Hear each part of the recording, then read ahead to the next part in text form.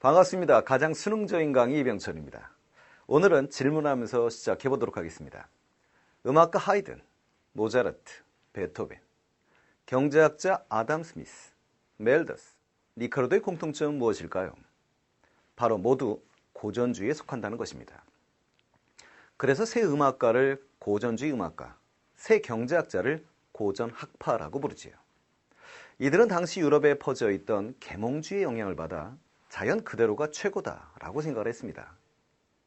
1762년 출간된 루소의 저서 에밀의 자연으로 돌아가라는 말처럼 계몽주의는 개인의 자유와 평등을 중요하게 생각하는 사상이지요. 이에 고전음악가들은 웅장하거나 무거운 분위기에서 벗어나 자연의 소리를 전달하려고 노력을 했고, 고전 경제학자들은 정부가 경제에 간섭하는 것을 반대하며 보이지 않는 손이 자유롭게 시장을 꾸려나가도록 내버려 두어야 한다고 주장을 했습니다. 오늘 우리가 살펴볼 경제학자는 고전주의 경제학자 중 한 명인 리카르도입니다. 나라마다 가지고 있는 자원과 기술이 다르기 때문에 우리나라는 석유를 수입해오고 반도체를 수출합니다. 그런데 이상하지 않나요? 우리나라에서 만든 제품이 더 좋을 것 같은데 우리보다 후진국인 나라에서 만든 제품을 수입하기도 하니 말이지요. 그렇다면 상품을 수입하고 수출하는 데는 또 다른 이유가 있지 않을까요? 바로 이런 문제를 연구한 경제학자가 데이비드 리카르도입니다.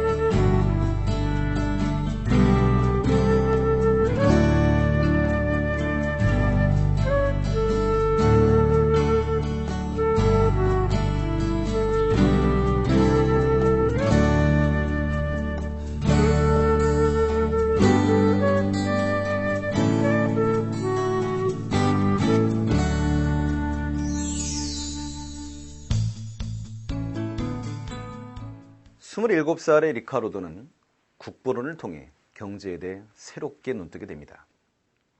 상품의 가격은 시장 상인이 마음대로 정하는 것이 아니라 보이지 않는 손이 결정한다는 사실을 알게 되었죠.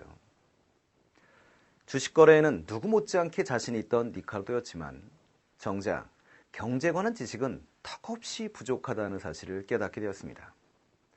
그때부터 그는 경제학 공부를 시작을 했고, 그렇게 공부하기를 10년. 리카르도는 신문에 경제에 관한 글을 쓸 정도로 많은 지식을 쌓게 되었습니다. 리카르도가 무역에 관심을 갖게 된 것은 곡물법 때문이었습니다. 당시 영국은 프랑스의 나폴레옹과 무려 17년 동안 전쟁을 벌이고 있었지요. 나폴레옹은 유럽의 나라들이 영국의 곡물을 수출하지 못하도록 막았고, 곡물 가격은 하늘 높은지를 모르고 치솟았습니다. 그런데 나폴레옹과의 전쟁이 끝나자 유럽 대륙에서 엄청난 양의 곡물이 영국으로 수입되었습니다.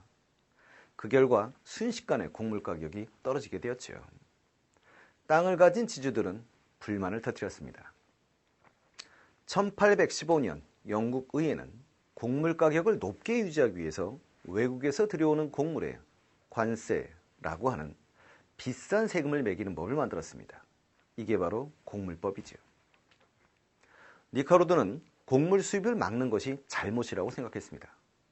곡물법은 식료품 가격 상승으로 지주들의 배만 불릴 뿐 영국 산업의 발전을 가로막게 될 것이라고 생각한 것이지요. 리카르도는 곧바로 이러한 주장을 담아 낮은 곡물 가격이 수익률에 미치는 영향이라는 글을 발표했습니다. 하지만 당시 영국 의회는 지주들의 손아귀 안에 있었기 때문에 리카르도의 이런 주장에 귀를 기울이지는 않았습니다. 그래서 리카르도는 사람들에게 무역이 왜 필요하고 자유무역이 왜 좋은지를 보여주기 위해 아담 스미스의 이론을 다시 살펴보았습니다. 아담 스미스는 국민들의 생활에 필요하고 도움이 되는 물건들이 많아야 부유해질 수 있다고 보았지요. 그래서 필요한 물건을 자유롭게 수입하는 것을 장려해야 한다고 주장했습니다. 스미스는 각 나라가 절대적인 우위에 있는 상품으로 무역을 하면 부유해질 수 있다고 생각했습니다. 그런데 만약 한 나라가 모두 우위를 가지고 있는 경우, 스미스의 말대로라면 무역을 할 이유가 없지 않을까요? 리카르도는 스미스의 절대 우위론에서 한 걸음 더 나아갔습니다.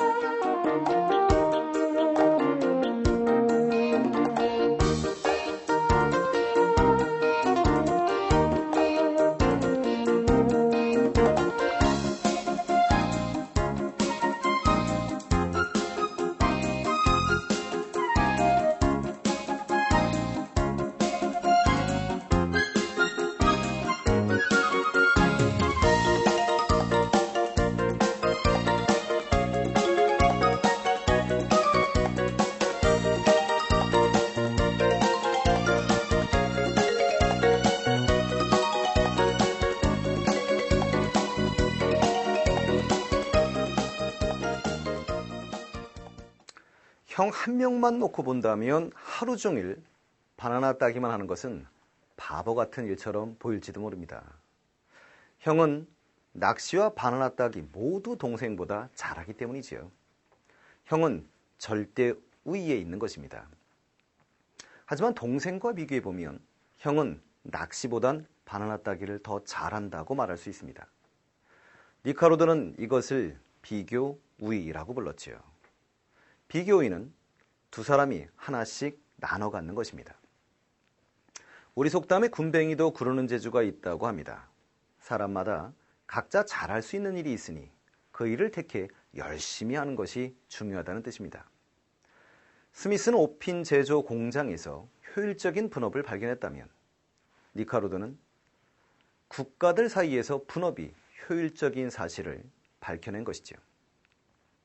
리카르도는 이러한 생각을 정치, 경제학 및 과세의 원리라는 책에 담았습니다. 1817년에 출간된 이 책은 180년이 훨씬 지난 지금도 여전히 최고의 국제무역 이론서로 인정받고 있지요. 리카르도는 1819년 영국 의회의 의원이 되었습니다. 의회에서 4년 동안 일하면서 리카르도의 건강은 매우 나빠졌습니다. 한적한 전원에 자리 잡은 그의 고향으로 돌아온 그는 51세의 나이로 세상을 떠났습니다. 리카르도의 이론에는 물론 한계는 있습니다. 이 단순한 이론은 실제 세계의 복잡한 어떤 운송 비용 또는 보조금과 같은 관세와 같은 이런 무역 장벽, 그리고 상품 간의 차이 등 중요한 요소들이 고려 대상에서 빠져 있지요. 그럼에도 불구하고 리카르도의 이론은 무역의 이점을 설명하는 가장 훌륭한 방식으로 인정받고 있습니다. 최근에 한 경제학 방법론 연구자는 이렇게 선언했을 정도입니다.